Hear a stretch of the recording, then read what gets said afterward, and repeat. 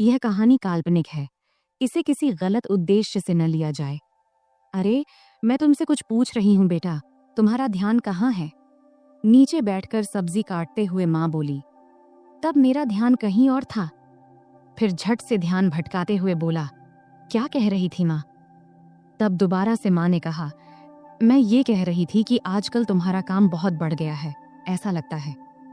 मैंने जवाब देते हुए कहा, हाँ माँ, काम तो बहुत बढ़ गया है। अब तो समय ही नहीं मिलता, इसलिए अभी मैं ग्राहकों की डिमांड पूरी करने में लगा हूँ। बस थोड़े दिन आप इंतजार कर लो, सब खत्म होते ही जल्द ही मैं आपको फ्री मिलूंगा। नमस्ते दोस्तों, आज की इस कहानी में आपका स्वागत है। मेरा नाम अभय है और आज मैं आपको अपनी और अपने माँ की कहानी सुनाने वाला हूँ। मेरे माता पिता का तलाक उनकी शादी के 5वें साल में ही हो गया था। उस समय मेरी उम्र सिर्फ 4 साल थी और मेरी माँ 24 साल की थी। तब मेरे नाना ने मेरी माँ से उनकी दूसरी शादी के लिए कहा, लेकिन तब माँ ने साफ साफ शादी से मना कर दिया था।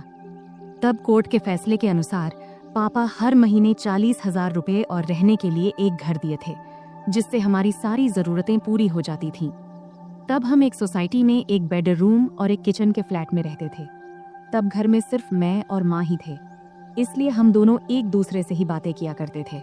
मेरी माँ का स्वभाव थोड़ा सख्त था, लेकिन हम दोनों एक दूसरे का ख्याल अच्छे से रखते थे।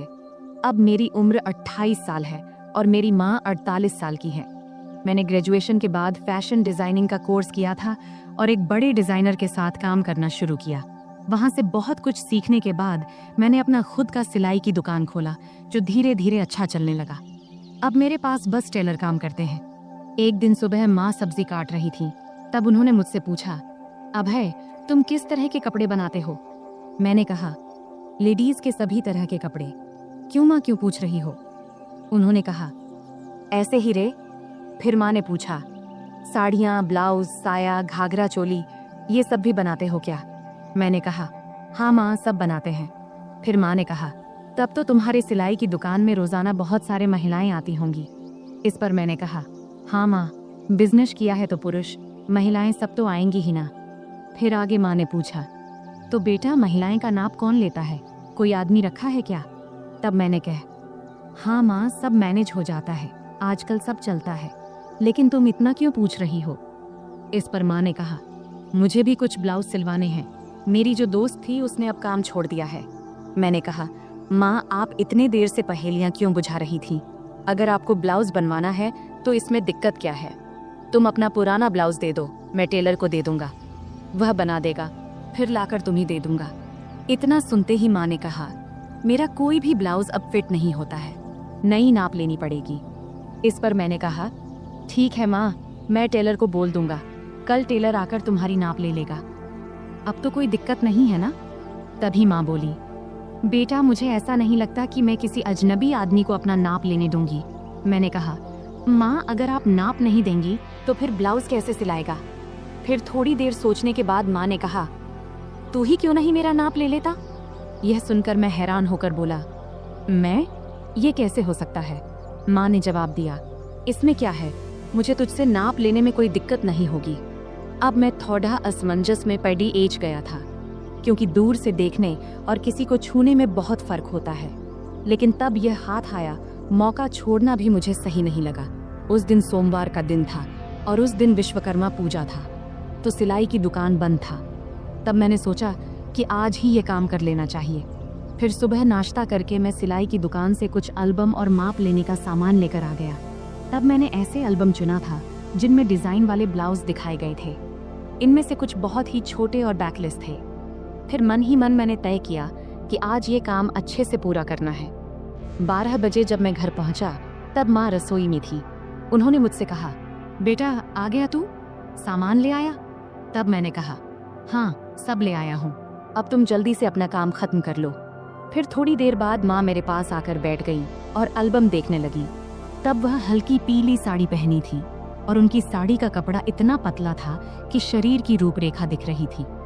तब मैं माँ को देखते देखते खो गया।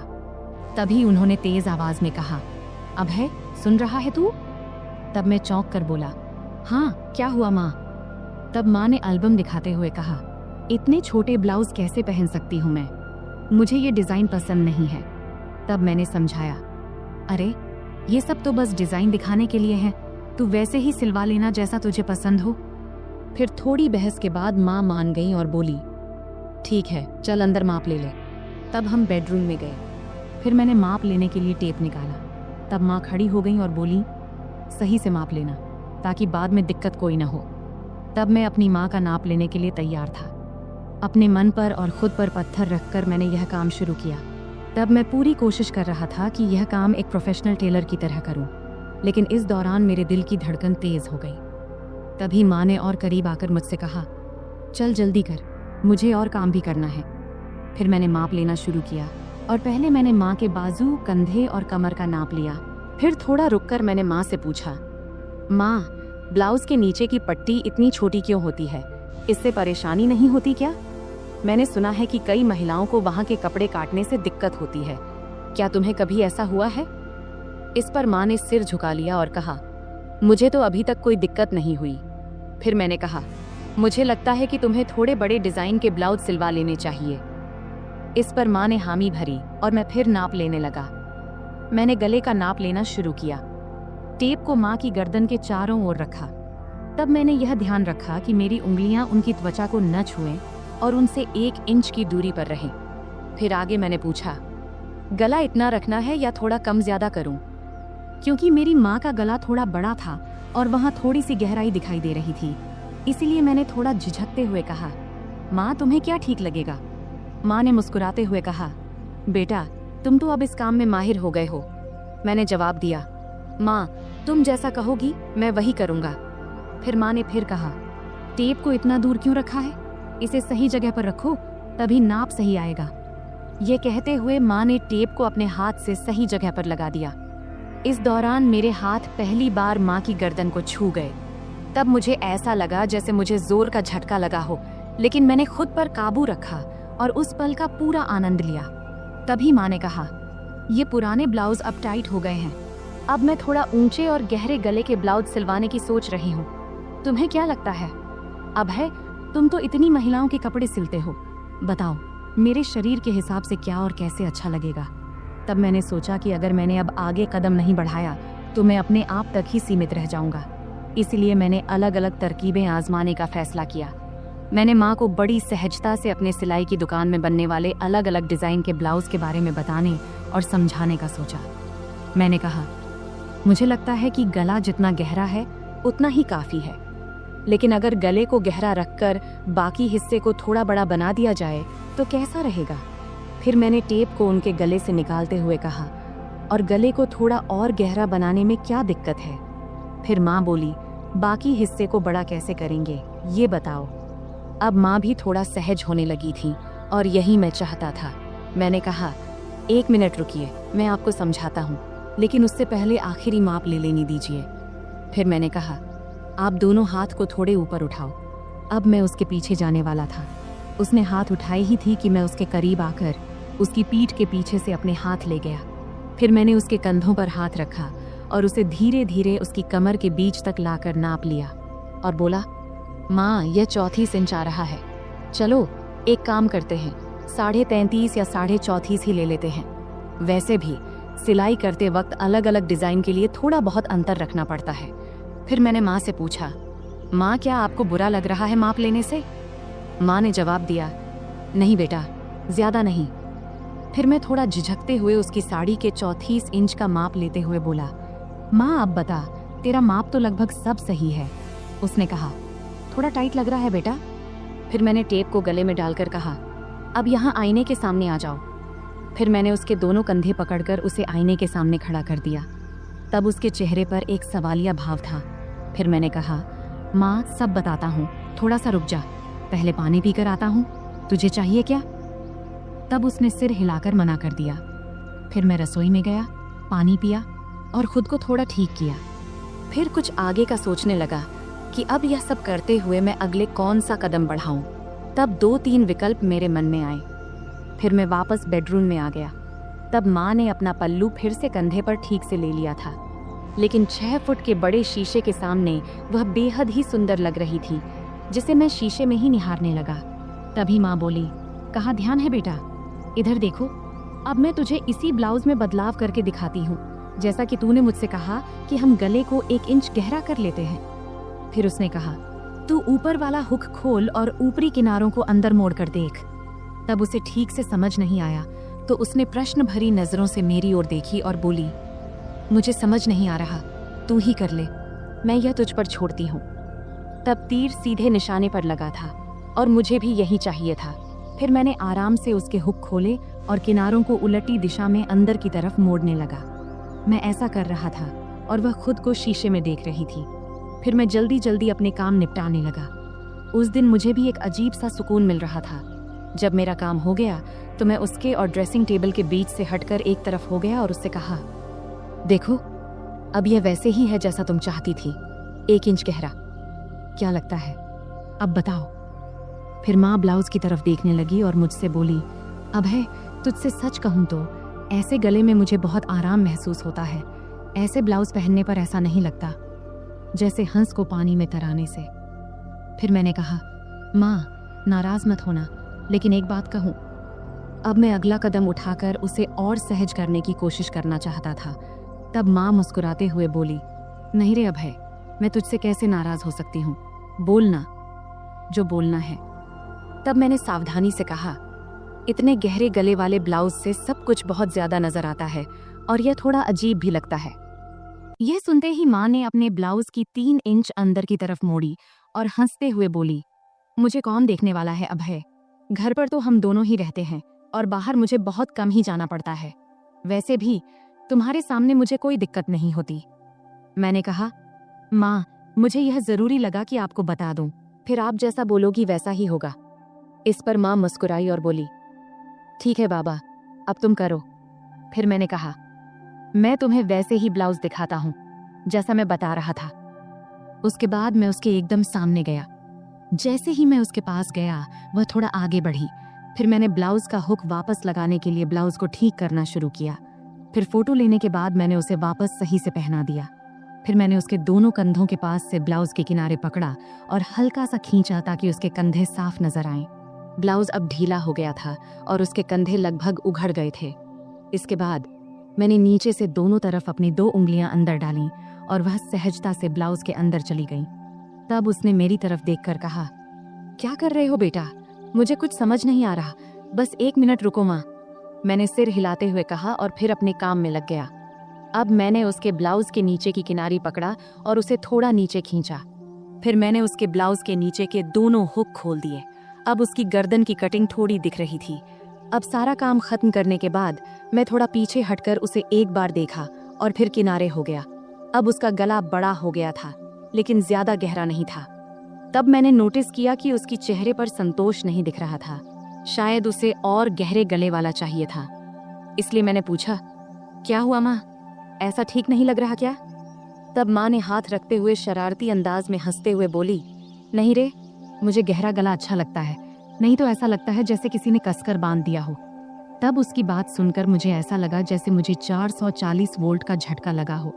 फिर आगे वह बोली, अरे ये कई बार सिर्फ दूरी की वजह से होता है। एक काम करो, क्या तुम सिर्फ ब्लाउज में ही माप ले सकते हो? वैसे भी मुझे ऐसा एक ब्लाउज चाहिए जिसमें नीचे कुछ पहनने की जरूरत ना हो। अगर माप सही से लो तो बेहतर रहेगा।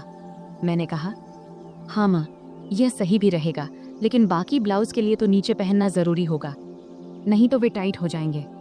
तब माँ ने सिर हिलाते हुए कहा, ठीक है, तुम यहीं रुको, मैं आती हूँ।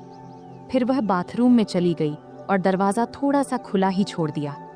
तब मन में ख्याल आया कि दरवाजे के पीछे से झांकूं, लेकिन मैंने संयम बनाए रखा, क्योंकि मैंने तय किया था कि धीरे धीरे माँ को अपने सामने सहज बनाना है। फिर 5 मिनट बाद माँ बाहर आई और मेरे सामने आकर खड़ी हो गई। तब एक पल के लिए मैंने उसकी ओर देखा और देखकर हैरान रह गया, लेकिन मैंने कोई प्रतिक्रिया नहीं दिया और अपने काम में लग गया। फिर मैंने कहा, माँ, अब हम सिर्फ तुम्हारी पीठ का ही माप लेंगे, क्योंकि फर्क वहीं से पता चलेगा। तब माँ ने हल्के से मुस्कुराते हुए पूछा, क्या रे, तुम लोग सिलाई की दुकान में भी औरतों को ऐसे ही कपड़े उतरवाने को कहते हो क्या? फिर आगे माँ ने अपना हाथ मेरे कंधे पर रखते हुए और शरारती अंदाज में हंसते हुए बोली, तुम्हारी तो मौज है बेटा, इतनी सारी औरतों को संभालने का काम मिलता है। इस पर मैंने जवाब दिया, माँ, मज़ा कैसा? मैं तो अब कुछ खास औरतों को छोड़कर माप लेना बंद कर चुका हूँ। अच्छा, और ये क्यों? माँ ने पूछा। इस पर मैंने जवाब दिया, माँ, कुछ औरतें जो बड़े घरों की होती हैं या जो हमारी शुरुआती कस्टमर थीं, वे मेरे कारीगरों को माप नहीं लेने देती, इसलिए मुझे खुद ही लेना पड़ता है, तुझे लेना पड़ता है। यह कहती हुई माँ पलंग पर बिना आंचल के बैठ गई और फिर बोली, बेटा, तुम्हारी तो मन मोह लेती होगी इन औरतों ने। मैंने मुस्कुराते हुए कहा, नहीं माँ, मैं तो बिल्कुल प्रोफेशनल तरीके से काम करता हूँ।